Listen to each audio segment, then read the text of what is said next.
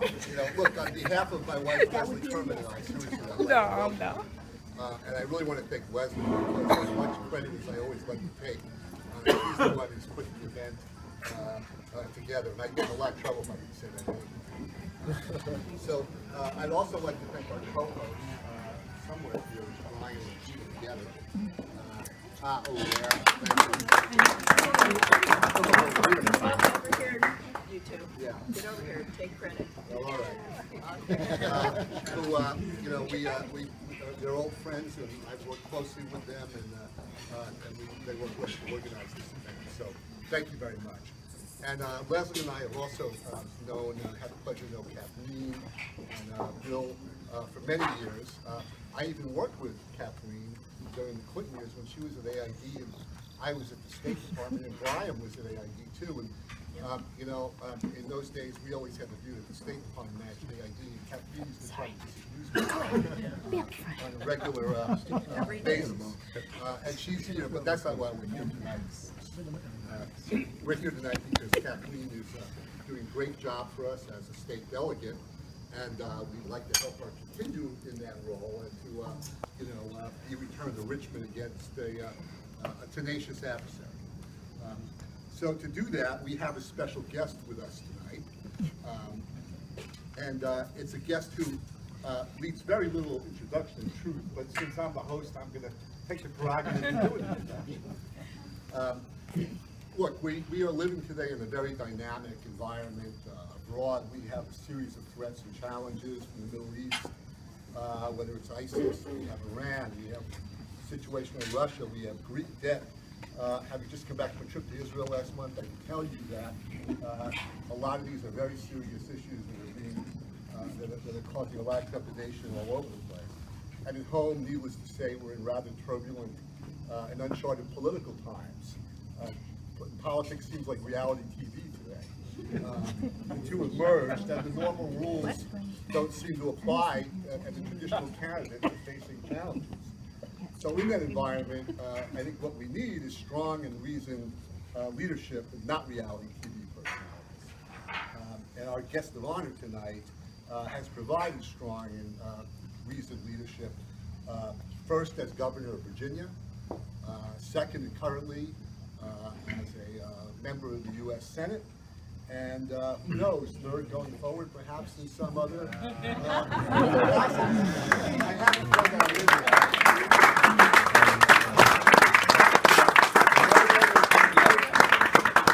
But I also say, having taken a look at your resume, Senator, it's very impressive and very broad. I mean, you are a Renaissance man. Maybe you haven't painted or done poetry, but you've pretty much done all the rest. You know, and you were a missionary in Latin America, which I hadn't realized, which is very impressive.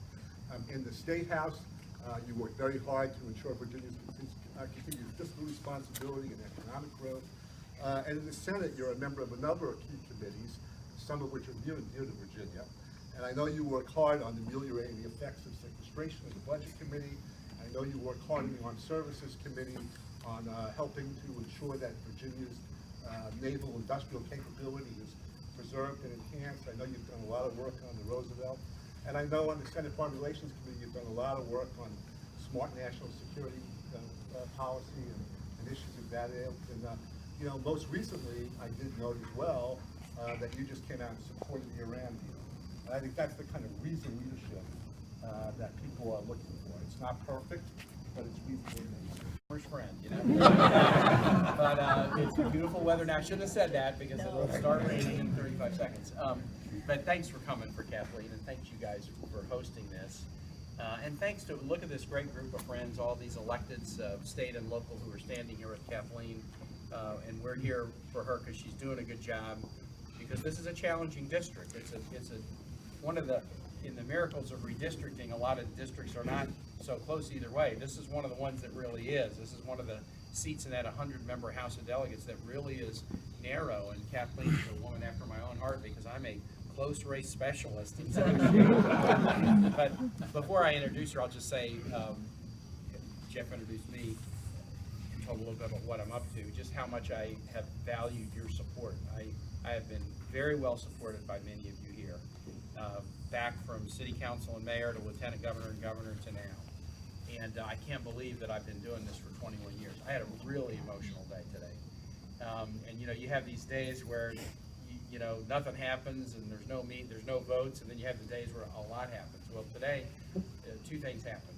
And the first was this, that I stood on Capitol Square with the family of Allison Parker, who was a TV journalist who was gunned down in Roanoke a couple weeks back, and her dad and her boyfriend. And we talked about the need for common sense rules about, you know, how guns can be used, and we can all be strong Second Amendment supporters, but there's just got to be common sense rules. And I know it makes us feel bad about the image that we portray either to the rest of the country or the image we portray to the rest of the world when these tragedies are so horrific and they get the attention that people think that's who we are as Virginians, or that's who we are as Americans.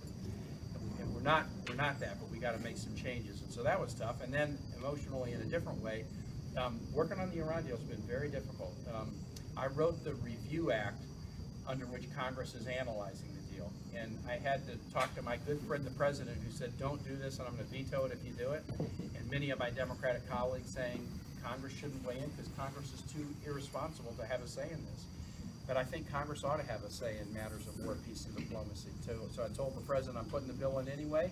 I don't think you'll veto it, and I actually think you're going to thank me for it later, because it's better that Congress weigh in under a set of rules than under a free-for-all. And so we have a set of rules.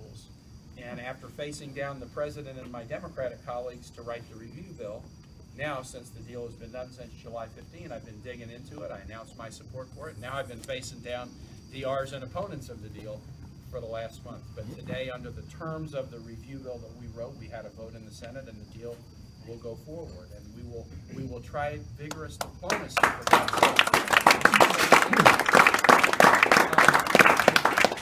deal isn't perfect, and diplomacy may not work, but I told a story on the floor of the Senate yesterday about my favorite president, Harry Truman. 70 years ago, next month in October 1945, Truman called the press into his office and he said, hey, I got something for you. Check this out. He unveiled the seal. He said, I've redesigned the seal of the presidency of the United States. The seal had been an eagle holding the arrows of war in a left claw and the olive branch of diplomacy in the right claw, with the face of the eagle turned toward the arrows of war. Now, Harry Truman was a wartime president. He fought in World War I, and he made the most, maybe the single hardest decision any president has ever made about whether to use nuclear weapons in Hiroshima and Nagasaki. And then he committed American force to Greece and then to Korea when the nation was war-weary. So he was nobody's slouch as a wartime president. But he redesigned the seal of the presidency to say American values should always prefer vigorous diplomacy first. We will be strong militarily, but that's not our preference. Our preference is vigorous diplomacy. And that was one of the reasons that I voted the way I did today, and to get to essentially the vote that now clarifies that this deal will go forward, and we'll try vigorous diplomacy, and we'll scrutinize and inspect and verify that we want to be known as a diplomatic nation more than a warring nation. I mean, that's really what we want to be, and when we're at our best, that's who we are. So I'm here for Kathleen. Kathleen has won two very, very close races, and this is a very, very close district. She's somebody who has had a track record in public service, both with USAID and USTR. She understands that we are a commonwealth, but you know, we are a commonwealth that connects with the globe. We connect with the globe because so many of our businesses do. We connect with the globe because 1 out of 9 Virginians was born in another country. And that 1 out of 9 cares passionately about where they come from. And that's a great thing for Virginia, because it means we're connected to a global economy because of who we are. That was her professional background. She has a philanthropic background of working on all kinds of important initiatives in McLean and in Fairfax and in Northern Virginia. And now, as a member of the House of Delegates,